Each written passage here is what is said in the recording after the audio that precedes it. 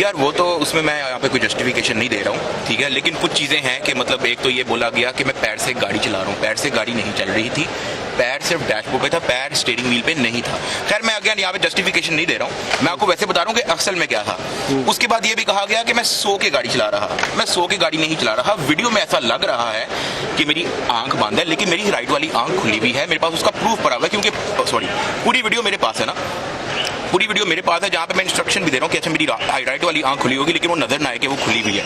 सो वो एक, चलो मेरी तरफ से वो एक शरारत हुई है, आप ऐसा समझ लो कि वो मेरी मिस्टेक थी कि मतलब मैंने एक बहुत पॉइंटलेस सी वीडियो बनाई, ठीक है। बट बताया ये जा रहा है कि मैं सो के पैर से गाड़ी चला रहा था, ऐसा नहीं है, ठीक है। और मैं आपको एक चीज और भी बता दूं कि वो गाड़ी के अंदर अपना ऑटो स्टीयर है, वो खुद ही मुड़ती है, खुद ही अपना लेन चेंज करती है, वो उसके अपना लेन में रहती है, ऑटो स्टीयर है, उसके अंदर ब्रेक खुद ही लगाती है।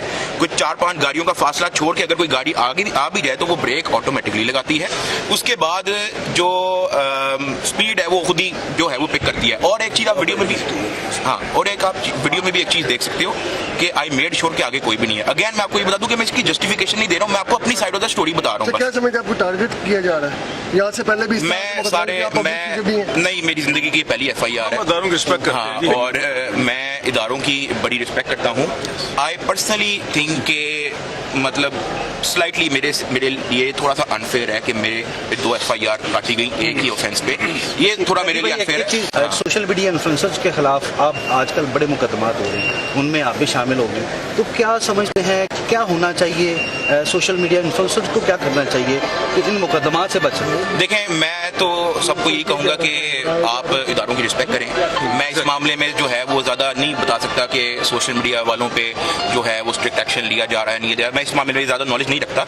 बट मेरा यही है कि सबको इदारों की रिस्पेक्ट करनी चाहिए, हम भी कर रहे हैं, हम बाय लॉ सब कुछ लेके चल रहे हैं और इंशाल्लाह आगे भी लेके चलेंगे और कानून का एहतराम करेंगे और यही हमारी लीगल टीम है। चौधरी उस्मान साहब, पाकिस्तान भारत का मामला है, वफाकी वज़ीर इत्तलात ने कहा कि 36 से 48 घंटे में भारत पाकिस्तान पर हमला करने की तैयारी। चलें, इस बारे में सोशल मीडिया इन्फ्लुएंसर होने के नाते आप क्या पैगाम देंगे? इस बारे में नेक्स्ट टाइम करेंगे। फिलहाल जिस मसले के लिए आप नहीं समझते कि आपका जो एक्ट था ये, मैं यानी कि लोग आपको देखते हैं, फॉलो करते हैं, तो आप नहीं समझते कि इस तरह के एक्ट से बचना चाहिए? आप शायद लेट आ गए, मैंने इसका पूरा जवाब दे दिया। थैंक यू ओके करो, थैंक यू, ओके भाई, थैंक यू जी। बात सुनना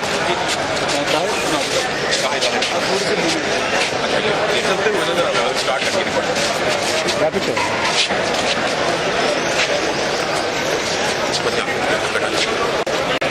इंडियन जो सोशल मीडिया इन्फ्लुएंसर हैं वो बड़ा प्रोपेगेंडा कर रहे हैं, तो पाकिस्तान के सोशल मीडिया इन्फ्लुएंसर को भी कुछ कहना चाहिए कि नहीं?